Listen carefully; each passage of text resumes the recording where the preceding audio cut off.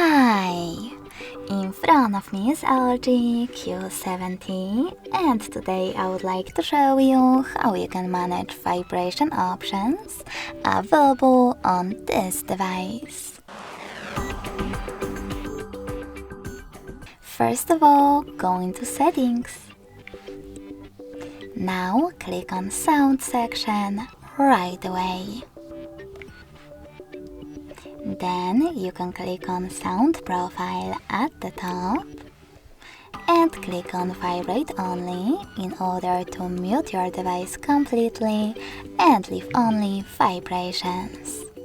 Then click on this switcher next to Ringtone with Vibration to enable or disable vibrations for your incoming calls.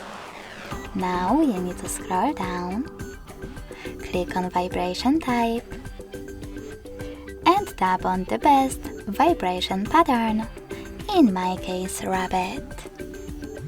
When you're ready, click on the back button. Now you can click on this switcher next to Vibrate on tap to switch on or off vibrations for your taps.